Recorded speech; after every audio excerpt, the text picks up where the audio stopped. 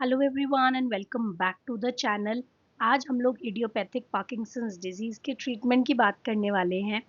हर patient का symptom अलग है, ट्रीटमेंट पेशेंट के हिसाब से होता है। मैं एक जनरलाइज्ड ट्रीटमेंट प्रोटोकॉल आप लोगों के साथ शेयर करने वाली हूँ। एंड अभी तक अगर आपने सब्सक्राइब नहीं किया है, do hit the subscribe button so that आप ऐसे और टॉपिक्स मिस ना करो। एंड कमेंट्स में बता भी सकते हो कि क्या टॉपिक और कवर करवाना चाहते हो। So I'll try and cover that as well. So let's start. Patient overview दे देती हूँ। Diagnosis was idiopathic Parkinson's disease. Complication थी इस पेशेंट के साथ which is biphasic dyskinesia. Dyskinesia is involuntary movements.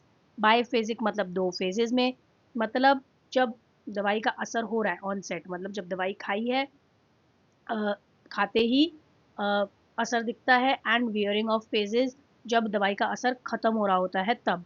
बायफेजिक dyskinesia जो है, it is one of the most rarest complication in Parkinson's disease. Usually peak dose dyskinesia होता है, जिसमें कि जब दवाई लेते हैं, लीवोडोपा दवाई होती है इसकी, मैंने फार्मा में पढ़ाया है, आई रिमेंबर। फार्मा वाली वीडियो जाके चेक कर सकते हो आप लोग, because Parkinson's is one of the most important topics. तो लीवोडोपा है इसकी मेडिसिन। एंड लीवोडोपा जब लेते हैं तो जो पीक डोज डिस्काइनेजिया आता है, वो सबसे ज़्यादा कॉमन है कि जब दवाई सबसे ज़्यादा हाईएस्ट असर पे है तब इनवॉलेंट्री मूवमेंट्स होती हैं।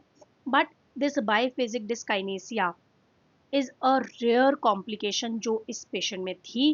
एंड ऐसे पेशेंट के साथ डील करना थोड़ा मुश्किल हो जाता है। क्यों? रीज़न बीइंग ये थोड़ा सा रेयर चीज़ है।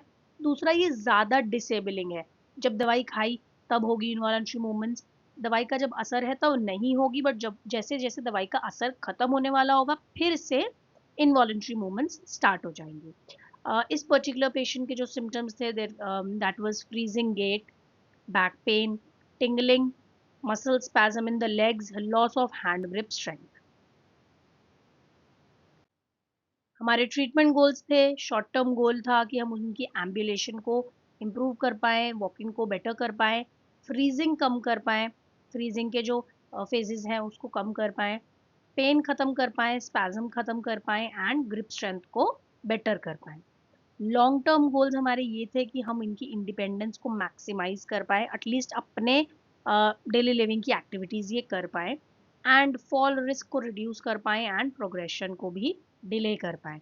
जैसा मैंने बताया, कॉम्प्लिकेशन थी, बायफेजिक डिस्काइनेसिया था, उसके अंदर डिसेबिलिटी ज़्यादा होती है। तो उसको हम जितना प्रिवेंट कर सकते हैं या जितना प्रोलॉन्ग कर सकते हैं, डिले कर सकते हैं, वो कर पाए। फ्रीजिंग गेट का मैनेजमेंट कैसे करेंगे? वील यूज क्यूइंग स्ट्रैटेजीज, जो कि हम विजुअली दे सकते हैं, ऑडिटरी दे सकते हैं एंड प्रोप्रियोसेप्टिव दे सकते हैं। देन गेट ट्रेनिंग पे आ जाएंगे, जिसके अंदर हम लोग ट्रेडमिल करवाएंगे इस पेशेंट को, क्यूज दे दे के मार्चिंग करवा सकते हैं in place and weight shifting करवा सकते हैं। Then we can use metronomes या फिर music for rhythmic initiation. Metronomes क्या होते हैं? जैसे एक बीप का साउंड या एक टिकिंग का साउंड आता रहता है रिदमिक कॉन्ट्रैक्शंस में, मतलब रिदमिक उसमें, कि जैसे हर 5 सेकंड में एक बीप बजेगा, कि जब भी बीप बजेगा आपको वॉक करना है, या जब बीप होगा तब आपको मार्चिंग करना है। तो मतलब उसकी हेल्प से हम लोग पेशेंट का अ, एक पूरा गेट ट्रेनिंग करवा सकते हैं, प्रॉपर तरीके से उसको अच्छे से क्यू दे सकते हैं बेसिकली। नहीं तो we can use music as well, कि जैसे जैसे म्यूजिक की बीट आ रही है वैसे वैसे आपको फॉर एग्जांपल मार्चिंग करना है या वेट शिफ्टिंग करना है, ऐसा।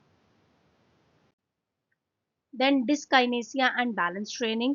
अब हमें देखो, सेशंस को इस तरीके से प्लान करना है जब पीक ऑफ पीरियड्स हो हमारी, मतलब जो हमारा ये बायोफेजिक डिस्काइनेसिया है, जब हमें पता है कि ये डिस्काइनेसिया आने वाला है, उस ड्यूरेशन में हमें नहीं करना है काम। जिस ड्यूरेशन में हमें पता है कि डिस्काइनेसिया नहीं है, उस ड्यूरेशन में हमें सेशन को इस तरीके से प्लान करना है कि उस दौरान हम सारा मूवमेंट पेशेंट से करवा लें। Then for balance training we can ask the patient to do tai chi, थोड़ा बहुत हम भी करवा सकते हैं if we are train. Then static and dynamic exercises, जो पेशेंट का लेवल है उसके हिसाब से करवाएंगे।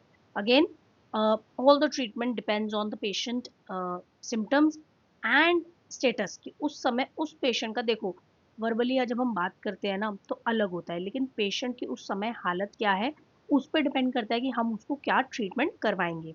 सो स्टैटिक या dynamic exercises whatever is feasible at that point of time. Then we use relaxation techniques during the peak dyskinesia, जिस समय डिस्काइनेसिया का सबसे हाईएस्ट पीक आया हुआ है, मतलब इनवॉलंटरी मूवमेंट सबसे हाईएस्ट है, तब we will try and use relaxation techniques.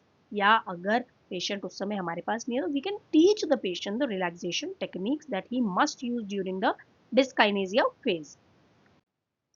अब back pain and posture correction की बात कर लेते हैं. पोस्चर करेक्शन के लिए we can use wall standing, ठीक है. Thoracic extension exercises, pain relief. Thoracic extension exercises पता है आपको कैसे करते हैं? अगर पता है तो कमेंट्स में बताओ, then only will I know कि आपको पता है. पेन रिलीफ कैसे कैसे हो सकता है? टेंस या फिर आईएफटी यूज करके, नहीं तो हॉट पैक्स यूज कर सकते हैं हम लोग. देन कोर स्ट्रेंथनिंग के लिए we use bridging and pelvic tilts. Core strengthening करेंगे ना तो उससे पोस्चर करेक्शन भी होगा, प्लस थोड़ा सा जो गेट पैटर्न है, वॉकिंग है, वो बेटर हो जाएगी. Now coming on spasm and tingling in legs, patient को हम स्ट्रेचिंग दे सकते हैं हैम्स की, काव्स की, हिप फ्लेक्सर्स की. देन स्पैज्म रिलीज करने के लिए हम लोग मॉइस्ट हॉट पैक दे सकते हैं, पैसिव या फिर एक्टिव स्ट्रेचिंग करवा सकते हैं. And we can also use nerve glides. ये हम तभी करवाएंगे अगर हमें अच्छे से आता है, नहीं आता तो मत करवाना. एंड अगर पेशेंट का बहुत इनिशियल फेज है ना तो भी नहीं करवाना चाहिए, वी मस्ट अवॉइड इट. नहीं तो वैसे जो नर्व मोबिलाइजेशन है ना उसका असर बहुत अच्छा है अगर आपको अच्छे से आता है.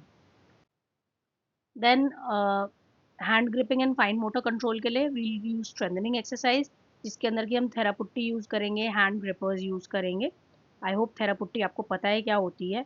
अगर पता है तो कमेंट्स में बताओ कि हमें पता है. नहीं पता तो मैं फिर नेक्स्ट वीडियो में आपके साथ कभी शेयर करूंगी. अब आज तो आप बताने वाले हो मुझे, if you know it. Coordination drills करवाएंगे, will ask the patient to do peg board task. Peg boards होते हैं ना, ऐसे मल्टीपल अलग अलग शेप्स के या अलग अलग साइजेस के, अलग अलग वेट्स के, उसमें ब्लॉक्स रहते हैं, पेशेंट उसको अरेंज करता है. And we can ask the patient to do buttoning exercises as well. वो सब भी अवेलेबल होता है हमारे पास, ठीक है, फाइन मोटर वाली कैटेगरी में. एंड उसमें एक जगह पे ऐसे बटन्स एंड होल्स होते हैं जिसके अंदर पेशेंट को हम लोग बोलते हैं कि आप इसमें बटन लगाओ एंड बटन ओपन भी करो, या फिर जिप लगाओ एंड जिप ओपन करो, ऐसा. Then we'll go for range of motion and PNF patterns for upper limb. Whole body and coordinative conditioning. अब देखो पार्किंसंस में वैसे तो ओवरऑल पूरी बॉडी ही इफेक्ट होती है, तो we have to work on a bigger aspect, मतलब पूरी बॉडी भी कवर करना चाहते हैं हम. तो फॉर एरोबिक ट्रेनिंग हम लोग पेशेंट को स्टेशनरी साइकिल दे सकते हैं या फिर पेशेंट को वॉकिंग सजेस्ट कर सकते हैं if the patient is able to do it, ठीक है. 15 to 30 मिनट्स के लिए करना है उसको daily. Then we can also go for resistance training, जिसके अंदर हम रेजिस्टेंस कम रखेंगे लेकिन रेपिटेशन ज़्यादा रखेंगे. देन डुअल टास्क ट्रेनिंग, जैसे कि पेशेंट को वॉकिंग भी करवाएंगे और कुछ कॉग्निटिव टास्क भी देते रहेंगे साथ साथ में, तो उससे थोड़ा सा डुअल ट्रेनिंग हो जाएगी. पहले धीरे धीरे बहुत ईजियर वे में रखेंगे and then we can move to complexities. Daily home program जो है वो रहेगा 20 to 30 मिनट्स का फॉर मोबिलिटी और स्ट्रेचिंग. अब फ्रीक्वेंसी, ड्यूरेशन एंड प्रिकॉशंस की बात कर लेते हैं. हमारे सेटअप पे पेशेंट आएगा तो हम उसको हफ्ते में 4 से 5 सेशंस के लिए बुलाएंगे. 45 to 60 मिनट्स का एक सेशन होगा, क्योंकि देखो इन पेशेंट्स के साथ आप बहुत जल्दी जल्दी काम नहीं कर सकते हो, यू नीड सम टाइम. आपको धीरे धीरे हर एक चीज़ उनको करानी पड़ती है, बीच में कभी कभी इनका फ्रीजिंग स्टेज भी आ जाता है, तो उस सब पे ध्यान रखना पड़ता है. एंड देन एवरी 4 वीक्स, मतलब हर एक महीने में हमको इनका रीअसेसमेंट भी करना पड़ेगा, तभी हमें पता चलेगा कौन सा चीज़ कैसे इनके लिए वर्क कर रहा है. मेजर प्रिकॉशन यही है कि ओवर फटीग ना हो जाए ऐसे पेशेंट्स, एंड इनको ट्रेन करना है हमें ऑप्टिमल मिड विंडो में, एंड फॉल प्रिवेंशन रखना है हमें, ठीक है. That's it for today. Thank you for watching. Do like, share and comment. Subscribe for more.